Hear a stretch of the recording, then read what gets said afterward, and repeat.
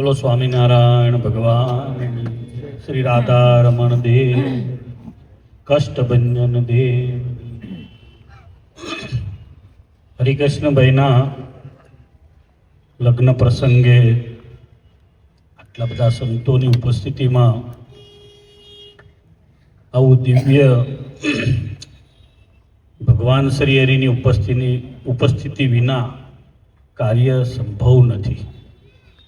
એટલે આ બધા સંતોની વચ્ચે ભગવાન ઉપસ્થિત છે ચેતનભાઈ. બાકી આટલા બધા વડીલ સંતો, આ બધું જો બાલુ સ્વામી, બાપુ સ્વામી, આ ચેરમેન સ્વામી, આ સંત સ્વામી એવું કે શ્યામ સ્વામીને મોકલી દો, અને દેવ સ્વામી આવે તો સંત સ્વામી ના આવે.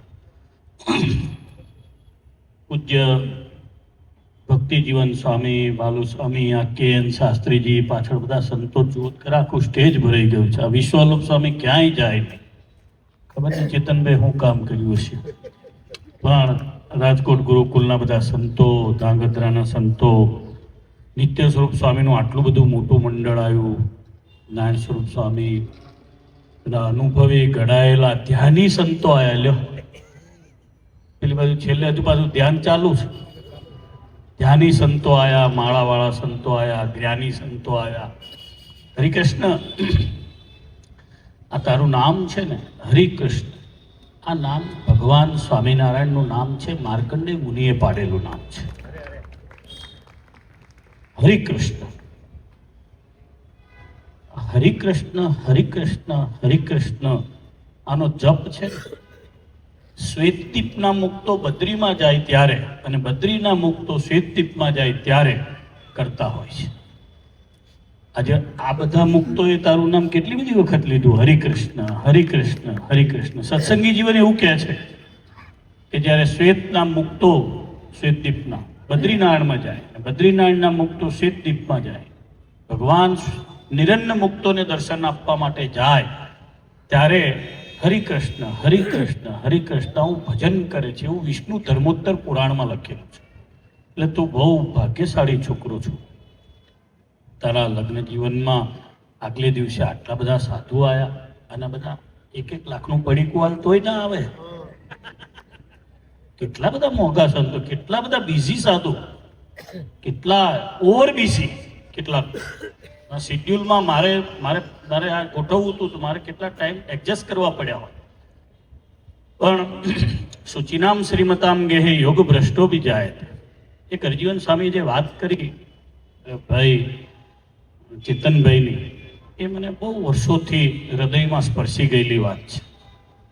કોઈ એક કામે હું એમની સાથે ક્યાંક જતો હતો, તો 5 કલાકનો રન હતો. એમાંથી 4 કલાક એણે વિષ્ણુ સહસ્ત્ર નામના પાઠ કર્યા.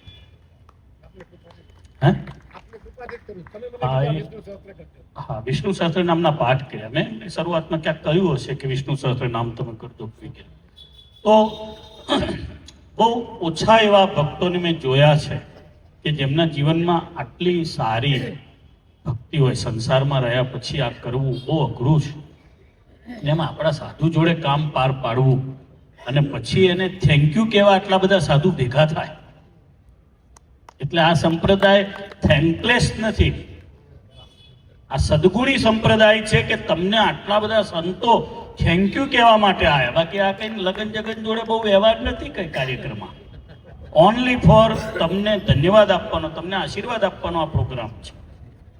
મેં સ્વામી અમને પહેલી વાર છે ને બહુ વર્ષો પહેલા દેવનંદન કોઠારી સ્વામીની સાથે કામ કરતા જોયા છે, આપણા વડીલ જોડે. અમે તો પહેલા ઓળખતા નહોતા, પણ આપણા બોરડીવાળા મંદિરે જે રીતે તમે દોડી દોડીને બધું કામ કરતા આપણા મંદિરનું, એ મને યાદ આવે છે. સંપ્રદાયના મોટા ભાગના કામો છેલ્લી આ ભારતીય જનતા પાર્ટીની ગવર્મેન્ટ આવ્યા પછી સંતોને બધા બહુ લોકોની પાસે આશા, લગભગ બધા સંસ્થા ચલાવતા હોય, ગુરુકુળ સંસ્થા હોય, નાના મોટા આશ્રમો હોય, કંઈ લીગલાઇઝ કરવાનું કામ હોય, બીજું ત્રીજું, હા ના. પણ એ બહારનું ખોલીને અંદર જે જવાનો જે કાર્યક્રમ છે એ ચેતનભાઈ પાસે કોઈએ શીખવો પડે એવો કાર્યક્રમ છે. હા, આપણે જે જઈએ ને એની જે ઝડપ હોય ને રમણભાઈ, તમે પહેલેથી પરિચિતમાં છો.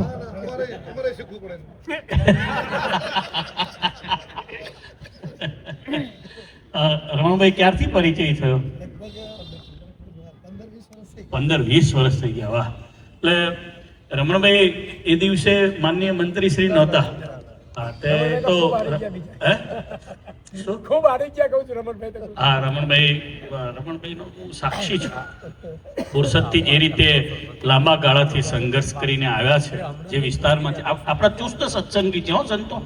એના બધા સંતો ઓળખી લેજો, રમણલાલનો નંબર લઈ લેજો. એ કેન્દ્ર આજના કેબિનેટ મિનિસ્ટર છે, એટલે આપણે તો ઘણું બધું કામ પડે. હા, અત્યારે સાહેબ હે જવાબદારી મોટી છે ને પાછા સ્વામિનારાયણ તમે બેસે છે ને એક્ઝેક્ટ એની પાછળ સહજાનંદ સ્વામી મહારાજની મૂર્તિ છે, બેઠા છે ને એની પાછળ. અને બે એક નથી, ખેડા જિલ્લામાં તો આપણી જે બાયફર્કેટ થયેલી સંસ્થાઓ છે એમાં મોટાભાગની સંસ્થાઓનો પ્રભાવ છે, પણ આપણી મૂળ ગાદીને એમણે પકડી રાખીને મૂળ સત્સંગને જાળવી રાખ્યો છે.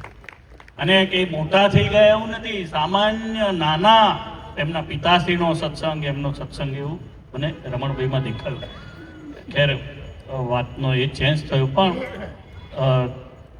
શ્રી ચેતનભાઈના પરિવારમાં આજે બહુ દિવ્ય પ્રસંગ છે, ત્યારે ભગવાન શ્રી લક્ષ્મીનારાયણ દેવ વડતાલમાં બિરાજે છે પ્રગટ, એને પ્રાર્થના કરું એના જેવું જોડું, લક્ષ્મી અને નારાયણ જેવું જોડું શ્રી હરિકૃષ્ણભાઈનું ને એમના ધર્મપત્નીનું થાય એવી શ્રી લક્ષ્મીનારાયણ દેવના ધાર્મીબેનનું અને ભાઈ શ્રી હરિકૃષ્ણનું થાય એવી વડતાલ વિહારી શ્રી લક્ષ્મીનારાયણ દેવના ચરણોમાં પ્રાર્થના કરું છું. સૌ સંતો વતી જ્યારે મારે કહેવાનું છે ત્યારે ફરીવાર ભગવાન શ્રી હરિકૃષ્ણ મહારાજ, રાધારમણ દેવ, ગોપીનાથજી મહારાજ, શ્રી નરનારાયણ દેવ, શ્રી મદન મોહનજી મહારાજ, કષ્ટભંજન દેવ ને 500 પરમહંસો આ તમારા પરિવાર ઉપર કાયમ રાજી રહે. આપણા મૂળ સંપ્રદાયનો સત્સંગ અવિરત તમારી પેઢી દર પેઢી ચાલુ ને ચાલુ રહે. આવો ને આવો સત્સંગ ને સેવાનો ભાવ તમારો રહે. ખૂબ સુખી થાય અને સેવા ખૂબ કર. સુખી થવાનું થોડી ઘણી સંતોએ જે વાત કરી ને એમાં પાછળ એક પવન આવ્યો મોટી સેવા કરવાનો.